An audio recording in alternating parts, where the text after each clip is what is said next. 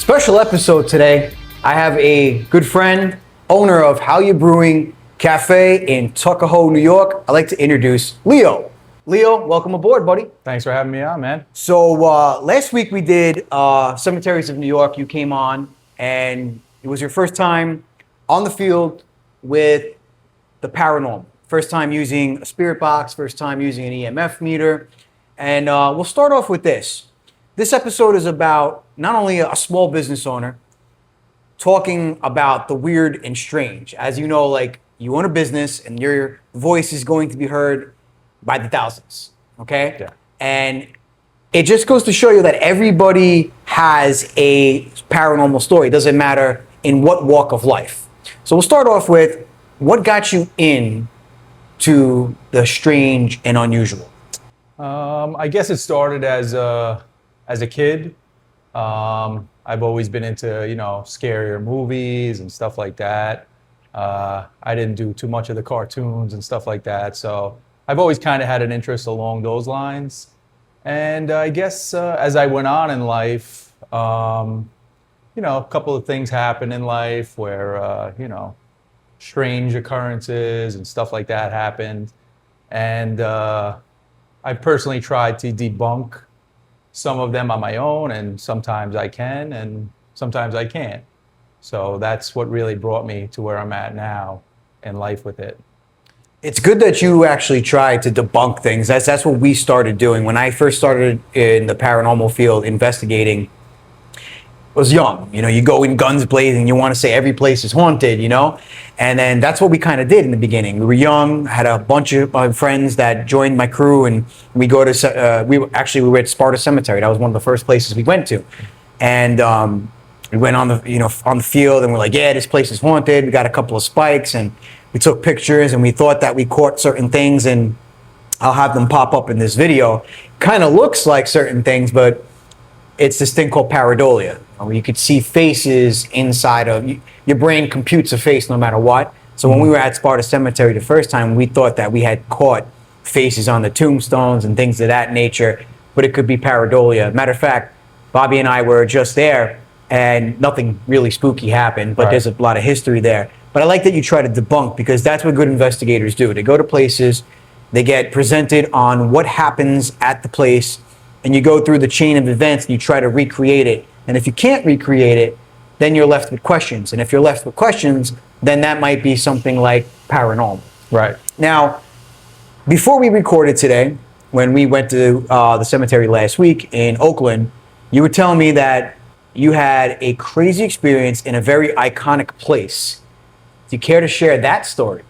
Was that the one in Van Cortlandt Park? No, that was the one in the hotel. Oh, in the hotel out in Shining Colorado. Colorado Hotel. Yes. So I stayed out in Colorado in February of 2024. I was in Estes Park, Stanley Hotel, haunted history. Very. So, and I'm into that stuff, so I decided to stay there. The very first night that I was there, fall asleep around 11:30, 12 o'clock, and 3 a.m, I hear running in the hallway, kids. So I get up out of bed and I open the door. Nobody's outside. So the very next night, I take a nightly tour that they do of the hotel. I end up telling the tour guide last night, 3 a.m, I hear running in the hallway. He stops me and says, we get that all the time. 3rd floor, nobody's above you on the 4th floor. It's just attic space and all that stuff. And he said they get it all the time. And apparently it's kids, I guess ghost kids from the hotel that have been there since it opened.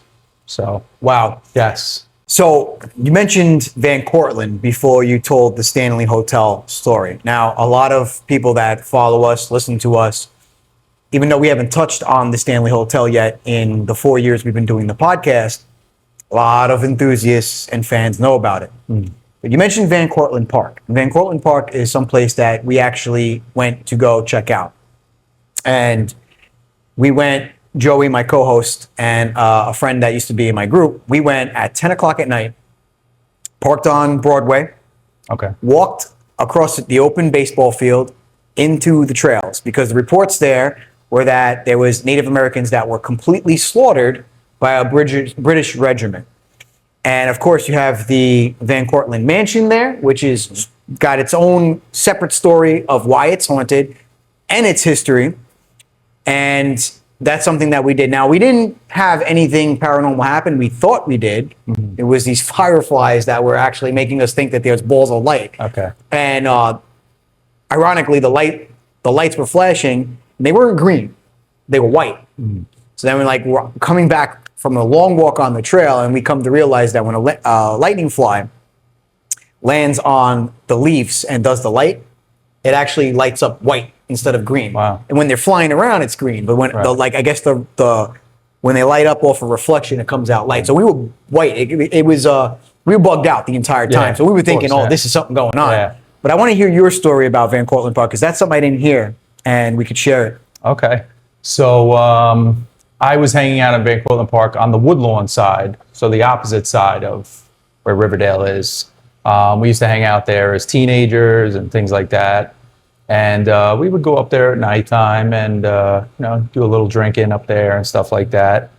And one of the nights we heard drums, like banging drums. But so to debunk that, there was at the time a lot of devil worshiping and stuff like that going on in that area. That's actually terrifying, because you're in the park. It was horrifying. And this is late night. We also would get like red laser pointer pens pointed at us and stuff like that. So all of that, like I said, I could figure those things out. There were instances where we were in there and saw basically eyes glowing at us. Really? What color? Yes. We would see like orange or yellow. So not, So you have to try to debunk that, like yellowish, greenish eyes would be a reflection of a nocturnal animal that could reflect the light if you had it. Right. But red is... Well, yeah, we also saw some red lights as well. Now, there was a few of us that would go towards it, and by the time you would get towards the light, gone. Really? So, and you wouldn't hear ruffling of leaves or stuff like that. So that stuff was harder for me to debunk. Right, because if it was an animal and you go towards it, you would hear like right, the you're going to hear the shuffling of the leaves or the grass moving. Nothing. Also on the Woodlawn side, there was a lot of Native American burial grounds and stuff like that. They even have some, I guess, tombstones or plaques up there that state who was where at what time. Wow. So, so that was pretty crazy. Then as you get a little deeper into those woods back there, there's like an old, I guess like a water plant or something like that, and literally in the middle of the woods. Okay. At the time, you were able to climb down a ladder into almost like the sewer, and it was a whole bunch of tunnels under the ground up there. You did this? You did this? Yes, this. And that's where I draw the line. Not to cut you off, but planes and anything underground, I'm out. Yeah. Count me out. I'm sorry. So the one time we did it, now this is in the middle, maybe a Saturday afternoon. Nobody's back there. We go down into the tunnel, which is about 10 feet down. And we see flashlights shining at us at the other end of the tunnel. So, we ended up running out of there. We were probably 15, 16 at the time. So, that's horrifying. Really no excuse for anyone to be down there. It was an old retired water tunnel or something. Yeah. So that was crazy. So, yeah, those have been my things. See, what people don't understand when it comes to ghost hunting is that there's areas you go to that just genuinely are dangerous because they're abandoned, right? Last summer, my other co-host Nick and I went to Letchworth Village at 5 a.m. It was after the blue moon. This video is up on the SWAT Podcast YouTube page as well. And it was after the super blue moon that we got, and we know the area is abandoned. And even though it's a woodsy area, it's up north from the city, You don't know who's trying to take shelter in one of the many buildings. So you don't know who you're going to encounter. You may possibly encounter a ghost, but possibly something else or somebody else in there. A lot of these shows on TV, people don't realize Ghost Adventures, Ghost Hunters, all these shows, when they go to these locations, they are picked up by companies on cable television that set everything up through contracts and negotiations. When they go to these locations, they have a police presence. So a lot of these police officers will actually go through the building prior to them going in. So you know that no one else is in there. You guys are going in there, you're free. Is it a possibility a police officer could miss somebody in there? Absolutely. Right. But that happens. Now, when you're like on the level that Swab is at, where we're just going to some of these locations, taking a chance. Obviously, when I went to Letchworth, I reached out. I did things by the book. Right. I tried to reach out to like the town over there, and tried to get someone to meet us and give us a walkthrough. Right. Never reached back out to me. Don't even know if I emailed the right people or even called the right people. And when we went through the abandoned buildings, obviously we were taking a chance. Unlawfully, yes. Not proud of it, but as you can see through YouTube, hundreds of people do Right. it. They still do it. Right. You're taking a chance. So that's scary itself, to go to these places and see something that's living, because sometimes the living is more scarier than the dead. Yes. Now, you have your shop here in Tuckahoe, New York, and the further you get from the city, the more history is prevalent. Right. And this immediate area, Bobby and I were actually filming something this morning, and this area is filled with Civil War history, Revolutionary history. I wanted to ask you, in this quaint little town area, is it considered a town or village where you're at? Town. Town? Yeah. In this quaint little area, do you have any stories from your own business or anything in the area that raises an eyebrow and say, that's weird, because this is spooky season. Yep. So I Also, Yep. don't have to answer that. You could tell me on camera. It's perfectly fine. You don't Yeah. have to answer that if you don't want people to get spooked out of your No, place. no, no, But no. being that it's spooky season, it might actually draw people in Right, here. exactly. So I work a midnight shift. So when my weekends come around, it's tough to fall asleep sometimes. So sometimes I'll come down here, 11, 12, 1 in the morning, and I'll brew what needs to be brewed for the next day. Which is fantastic, by the way. Thank you. thank you. Snickerdoodles Appreciate just that. took the #1 spot. Originally it was the rainbow cookie, but Snickerdoodles right now is doing it for me. Love to hear it. Yeah. So I'll get down here late at night. I've had a few instances.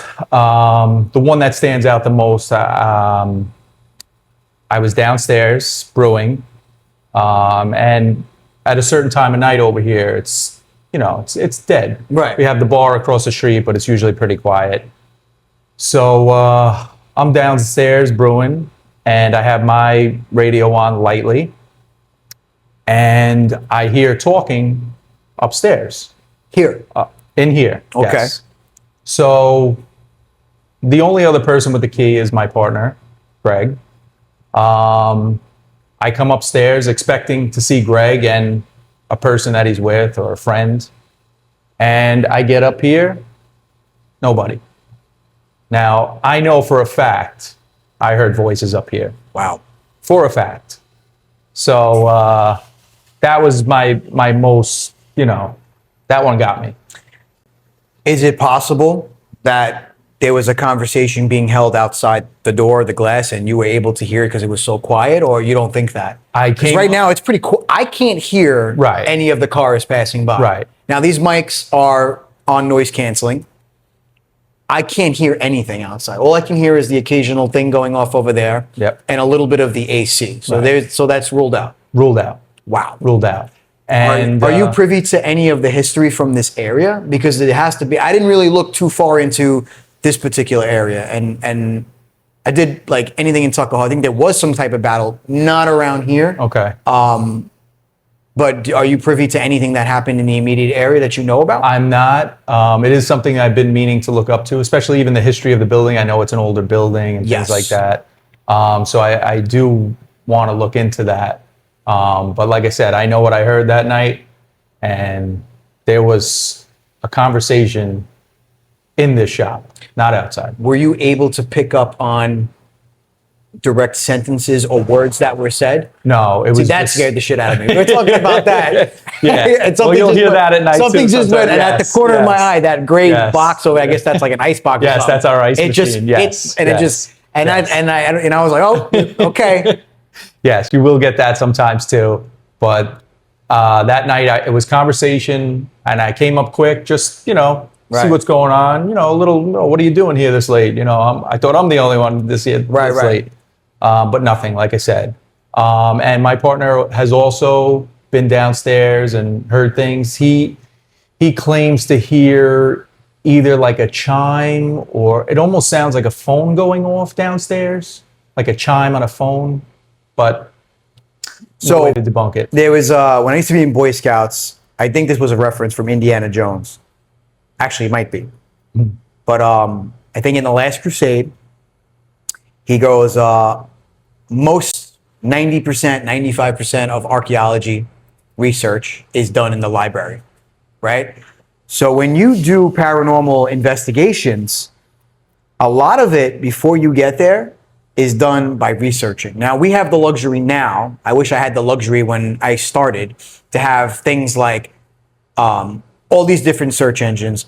ChatGPT is a godsend, and you're able to look up certain places and find out why exactly some place is so haunted. Most of the time, someone was viciously murdered, or someone took their own life, unfortunately, or there was just years and years of just really wrongdoings to certain people. Further south you go, you hear about all that in plantations, or even like people being kidnapped and held in certain, and then most of the research is done prior to even going on an investigation. So when you have a haunted location like a house or a building or a bar, you got to go online and figure out what's the history. And a lot of it has to do with not only the history, it's the energy of the amount of people that have been in that area. You can imagine a Broadway theater. I've referenced Broadway theaters, museums, national parks, things of that nature. The amount of people that go there, it brings in this energy. And if you're a person that happens to like Broadway plays or a certain museum, just imagine how much you loved it, and your imprint, your energies in that place. Right. And then think about all the other countless people that go there. Right. I don't mention on camera or on the podcast often of where I work, but I work at a place that's an attraction in New York City that gets millions of people a year. And it's been open for quite some time. I mean, we're talking about late 1800s into the early 1900s and to right now. Just think about how many people went there that loves that particular place, that go there every single day. You have to understand that there's an energy forever embedded there, from the people that work there and the people that love the place, and even to the other things that are in there. So I think energy plays a big thing, or a big part rather, in places being haunted. And of course, the history, Definitely. So besides from ghosts, because I have to pick your brain, and this is an episode that we have someone that is a business owner, and we've already heard some of your ghost stories. We heard how you got interested. Beyond the ghosts, this paranormal as a whole also includes other things. You believe in UFOs. Yes. It's like a Ghostbuster interview. Yes. Do you believe in the cryptids, Bigfoot, Yes. Boogeyman? Yes. You're hired. Oh, yeah. Yes. So, did an episode about the AI Atlas object that's supposed to come very soon, close to Earth. Do you think it's a comet or something otherworldly? I would say listen, there's things out there that we don't know about. It's so for me, I would think it's something different. Why isn't nobody really saying exactly what it is and stuff like that? Like, they are and they aren't. Yeah. You have one scientist, I believe his last name is Loeb, right. and he's from Harvard, saying that he believes it's something else. But it's not the first time he said it. He said it about another comet or object in the sky, interstellar object.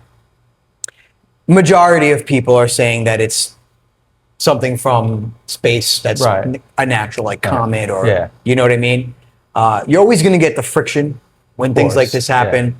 We did a whole episode about the April 8th eclipse, which I believe was last year. Okay. Believe. Yeah. And the conspiracies were insane. I mean, people were mapping out the United States and saying that this line creates this. And Right. what made that jump up so much more than it really should have is the fact that in the same week the eclipse was supposed to happen, there was an earthquake Right. in New York and New Jersey. Yeah. And I was working when that happened. Yeah. And we use radios at my job. The radio was going crazy. I'm like, what is going on? Yeah. I didn't feel it. But then we heard what happened and the news broke out everywhere. I'm like, this is literally days before the April 8th eclipse. Then when I got home, I actually did feel an aftershock. Wow. Really? And I was playing some video games and I felt my feet rumble and I was like, holy shit. Yeah. Like, I felt that. Felt it too. Yeah. You know? Yeah. But when it comes to that stuff, what's your opinion on the cryptids though? I believe in all that stuff too, much like the Bigfoot stuff. I feel like there's been too many instances where people have seen things over the years for it to not be true. Right. You know? So I'm a believer in all that stuff. There's an old saying that everybody can't be wrong. And there's a big possibility that people could be making things up. Of course. And then, throughout the progression of AI and the internet, people know how to spoof everybody. Right. And create things that are not real. And there's certain videos that you could kind of be like, that's real. Right. You know what I mean? But when it comes to the cryptids, if you had to pick one, undoubtedly that you could say, this is 100% real in the world of the cryptids, which one would you choose? I would have to say the Bigfoot stuff. Yes. I would have to say that. Yes. Without a doubt. Just like I said, too many things, too many instances for it not to be. I don't have the exact number, and this is something that we have said on a few episodes. Something like 700 million acres of forest. Don't quote me on that. In the United States alone. Yeah. You're never going to find everything. No. And in the recent 5 to 10 years, there has been so many discoveries of animals that were thought to be extinct that are alive and well. Yep. And new species of animals. So through the evolution of animals and even us, there could quite possibly be a primate species that is roaming around out there. Right. And even evolved into other subspecies. Like we have in Florida, we have skunk ape. Right. And then we have the stories of the dog man, and there's 100 different origin stories to that. And then you go to Russia, there's a Sasquatch over there Yeah. that's supposed to be Yeti, right? the violent, the Yeti, Yep. and name different things. I honestly believe that there are things that we haven't discovered yet, and they're so rare and so limited in numbers that when people do see them, the only, I guess, negative to it is that it's true. When you go on these comments of these videos, you see someone saying, "Oh, I filmed the Bigfoot, but it always looks like a Nokia video." You know what I mean? Right. And that's a true statement. People that see this, how come we're not seeing it clear? How come we didn't get a steady shot? Right. There's one shot in one of the national parks in California where the national park camera, trail camera, actually caught what is said to be called the Fresno night crawlers. Okay. And that was from a trail camera in the national park. And when you get things from valid sources like police and national park trail cameras, and they release it, then you have to be like, all right, that's pretty legit. Right. Like the Vegas UFO thing that happened last year, I believe it was last year, where that family called in to 911 and said something crashed in the yard. There's an 8-foot, 10-foot being out there. What made that believable for me personally is the fact that on dash cam footage or body cam footage, the police got that call, but they saw something fly over the sky, a blue light. Right. And then when they got to the scene of that family, they literally said, "You guys are freaking us out because we just saw something in our squad car responding to this call." Right. So that's what made that believable. Right. And also the family's like MIA.